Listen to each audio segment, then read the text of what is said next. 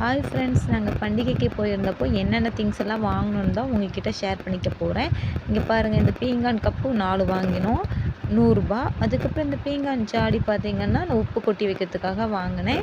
இது வந்து பார்த்திங்கன்னா 250. அந்த அக்கா 300 சொன்னாங்க. நாங்கள் ரேட் பேசி 250க்கு வாங்கினோம். நல்லாவே சூப்பராக இருக்குங்க. நான் ஃபர்ஸ்ட் டைம் இந்த மாதிரி பொருட்கள்லாம் வாங்குகிறேன்.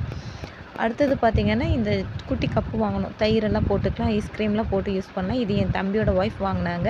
டிசைன்ஸ்லாம் சூப்பராக இருந்துச்சு. மேலே மூடியும் இருக்குது. இது வந்து 60 ருப்பீஸ். இதுவும் பீங்கான் தான். இது வந்து பானை கிடையாது. அடுத்து பார்த்திங்கன்னா குட்டி பாப்பாவுக்காக ஒரு பொம்மை வாங்கியிருந்தோம். இது வந்து அந்த சவுண்டு வர பொம்மை தான் வாங்கியிருந்தோம்.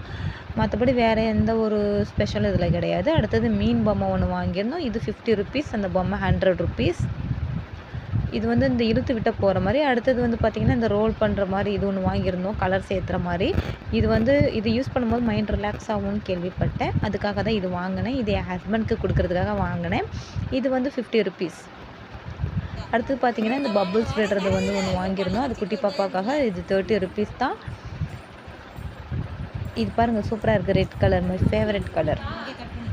அடுத்தது பார்த்திங்கன்னா ஃபோனு. இந்த ஃபோனை எத்தனை டைம் வாங்கி கொடுக்குறது. என் பையனுக்கு வாங்கின உடனே உடச்சிட்டான். அப்புறம் பந்து, எப்போ போனாலும் எங்கே கடைக்கு போனாலும் பந்துலாம் வரதே இல்லை. அப்புறம் லாஸ்ட்டாக இந்த பட்டர்ஃப்ளை கிளிப் ஒன்று வாங்கிட்டு கிளம்பிட்டோம். Okay, thank you.